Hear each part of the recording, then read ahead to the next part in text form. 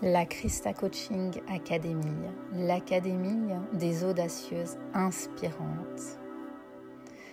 Tu es une entrepreneuse du mieux-être qui désire ajouter de nouveaux outils holistiques ou de coaching à sa palette d'outils pour transformer ses clients.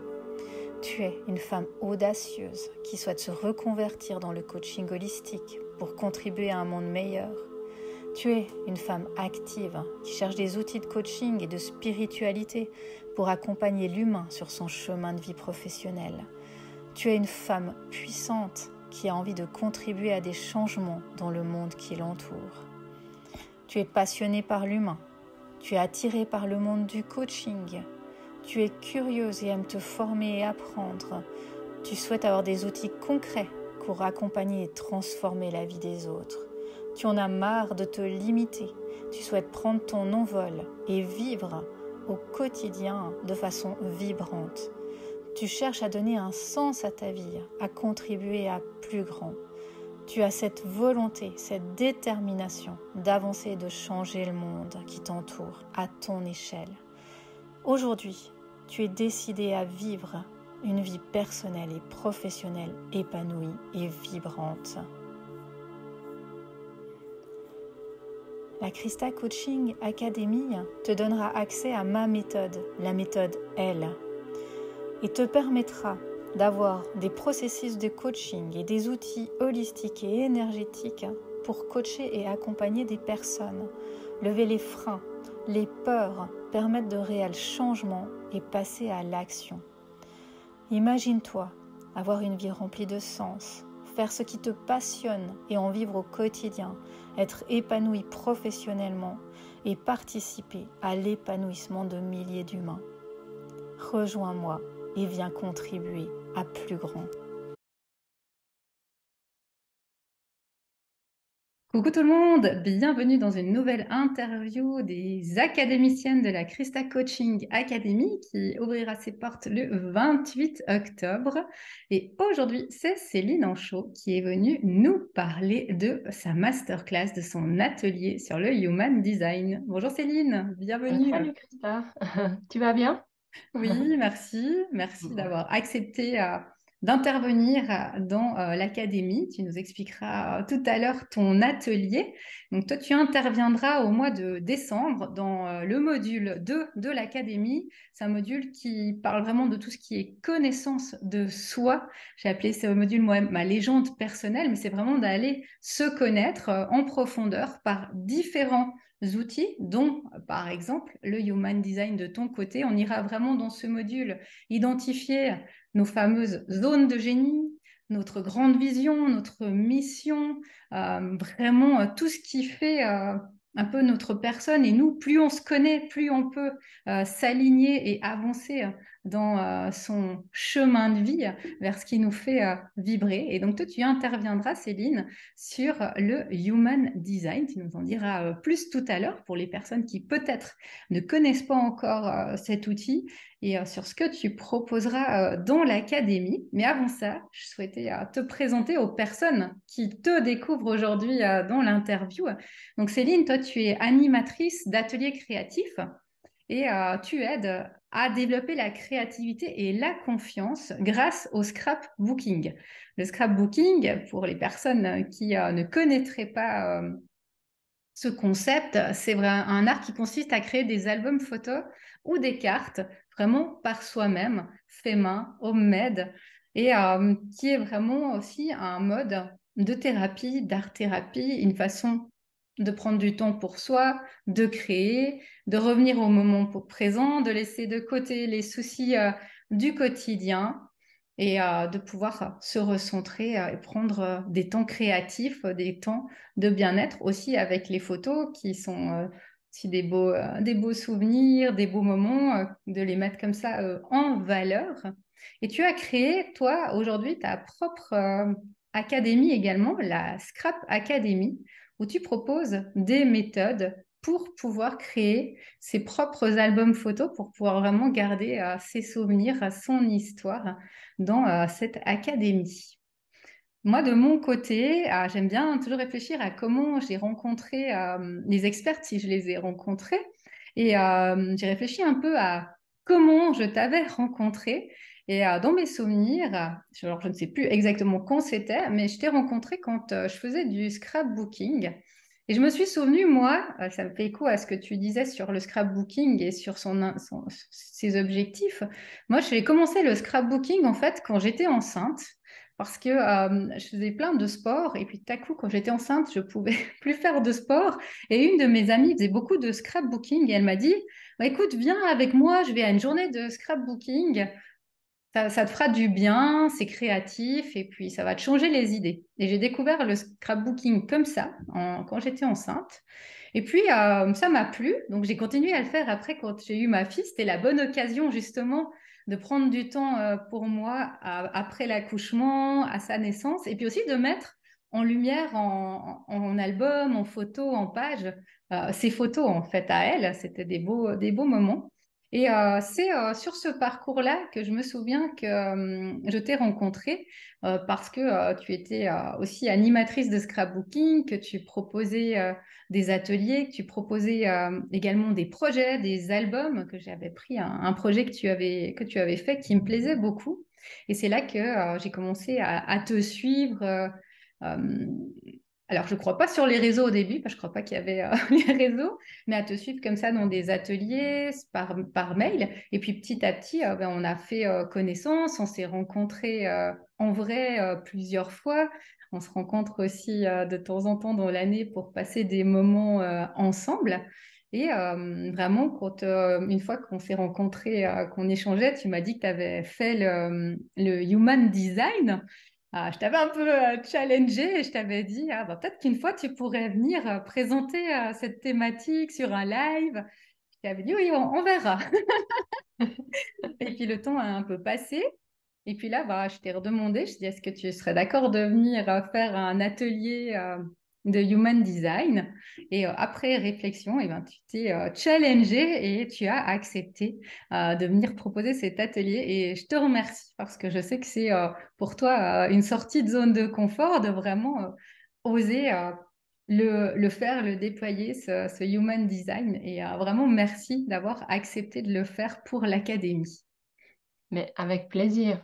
C'est vrai que la première fois que tu m'avais demandé, c'était quelque chose aussi que je commençais à expérimenter. Et puis, je me suis rendu compte que c'est à mesure que tu creuses dans le human design, tu te rends compte qu'il y a encore tellement de choses que tu pourrais encore apprendre et savoir. Et puis, ben, je suis vraiment très humble avec cet outil. Donc, j'ai pas envie non plus de dire que je suis une experte là-dedans parce que j'ai juste quelques pas d'avance sur les personnes qui ne connaîtraient pas cet outil. Mais c'est avec plaisir que je partage mes connaissances sur ce sujet-là parce que déjà, rien qu'avec les bases, on peut faire déjà énormément de choses. Donc, voilà. Eh ben, Donc, merci. Et c'était alors, qu'est-ce que justement le human design pour les gens qui vont certainement découvrir ce mot, qui se disent, mais de quoi elle parle? Oui, alors en fait, c'est un outil de développement personnel, de connaissance de soi, euh, qui a été développé en 1989 par le nom du monsieur, c'est Ra-Uru. Donc voilà le nom un petit peu spécial.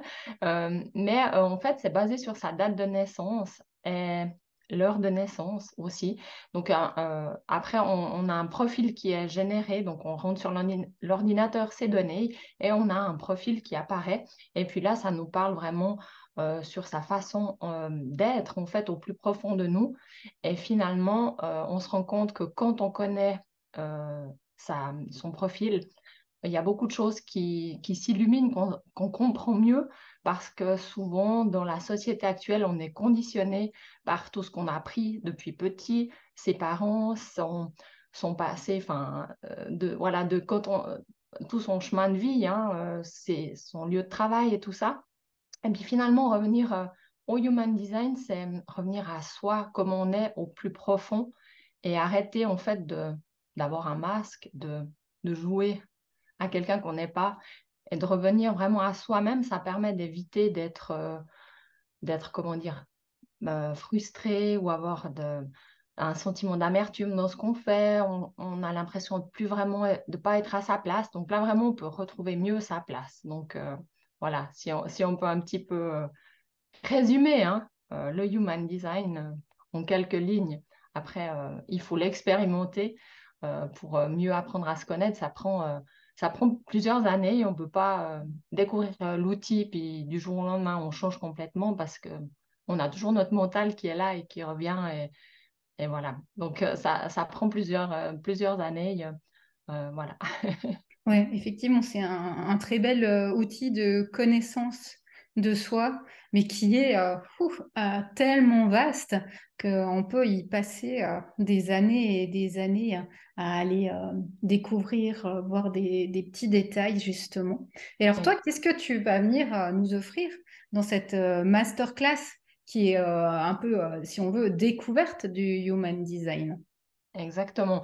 Alors moi, pour cette masterclass que j'ai appelée Human Design et créativité, j'avais un petit peu envie de lier les deux approches, mon domaine créatif et le Human Design, vu que le Human Design, c'est connaissance de soi, et puis la créativité, c'est plutôt pour le lâcher prise, lâcher le mental.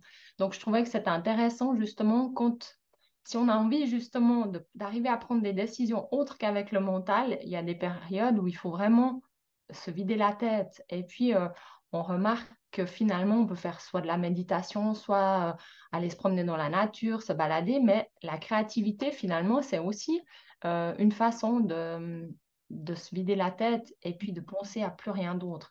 Et quand on est dans cet état un petit peu méditatif, on a plus de possibilités d'écouter ce que notre corps a à nous dire par la suite. Donc, en fait, c'est c'était bien de lier les deux. Enfin, moi, comme je suis dans le scrapbooking, voilà, je suis partie là-dedans, mais les personnes qui feraient du tricot, n'importe quoi, ça peut aussi vider la tête.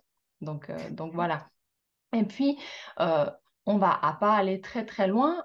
Dans le Human Design, on va peut-être juste regarder à quel profil on appartient, quel type on est, pour un petit peu mieux se connaître, mieux comprendre le fonctionnement de notre énergie, si on a des périodes de repos qu'on doit avoir. Et puis, finalement, voilà, je pourrais peut-être pas aller très très loin, mais ça, si on comprend cette partie-là, c'est un petit peu le 70% de ce qui est le plus important en Human Design. Donc, c'est déjà un gros morceau à explorer par soi-même. Donc, voilà dans quoi on va plutôt aller. Et puis, euh, je pensais aussi à une chose, quand on commence dans le Human Design, on se rend compte que finalement, pour prendre les décisions, actuellement, dans la vie, on les prend très rapidement, on doit les prendre très très rapidement. Et puis le human design, c'est plutôt, on doit attendre. Et puis l'attente, on n'a pas l'habitude. Donc finalement, comment gérer cette attente? Ben, le domaine créatif est parfait pour ça parce que quand on a ces périodes où on doit attendre avant de prendre une décision, ben, voilà, autant faire quelque chose qu'on aime bien, trouver quelque chose de passionnant. Et puis quand on revient pour prendre les bonnes décisions pour nous, ben, finalement, on est prêt, quoi. C'est un Oui. petit peu... Ouais. Ah, et ça, c'est aussi une belle perspective, justement, de pouvoir prendre des décisions ou des choix qui soient alignés à nous, hein.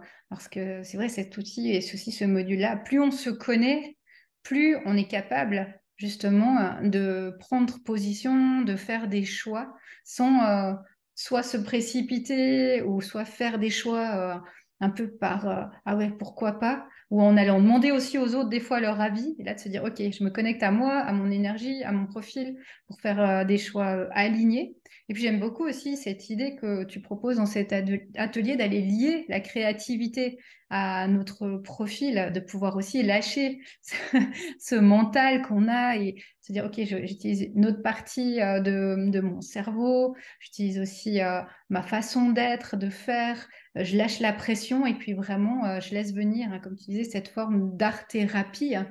Je laisse venir ce qui vient au niveau créatif par rapport à mon caractère, par rapport à ma façon d'être, de faire, par rapport à mon unicité et pas par rapport à peut-être aussi, comme tu disais, à mon éducation, à la société, à ce que j'ai toujours été ou ce qu'on m'a dit qu'il fallait faire, qu'il fallait pas faire, etc. Et ça, c'est Exactement. un bel atelier connaissance de soi et puis aussi de pouvoir lâcher un peu prise sur le quotidien, sur le mental, sur les préoccupations qu'on peut avoir. Mm, exactement. Et puis, une dernière chose que je voudrais encore dire, c'est vrai que le Human Design, il nous permet aussi d'apprendre à dire non carrément. Et puis aussi de se dire qu'on peut avancer sereinement dans la vie parce que finalement, on est très bien tel qu'on est. Il faut arrêter de se dire, euh, bah, il manque, en fait, je suis pas bien dans ce domaine-là, il faut absolument que j'apprenne. Non, on est très bien comme on est.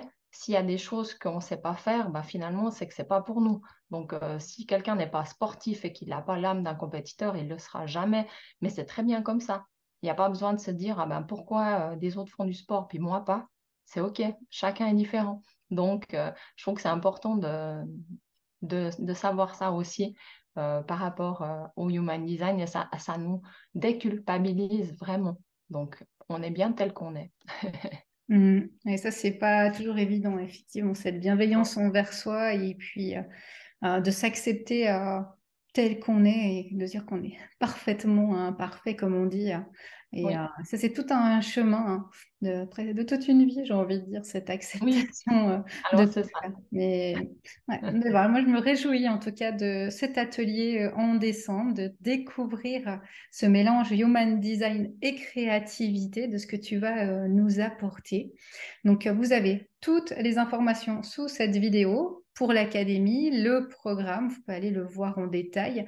Et également, pour découvrir Céline, ce que fait Céline, vous avez tous ces liens sous la vidéo pour aller voir ses propositions. Merci Céline pour cette interview, pour ce moment et pour ta participation. Et rendez-vous en décembre pour ce bel atelier. Merci beaucoup à toi de m'avoir invité.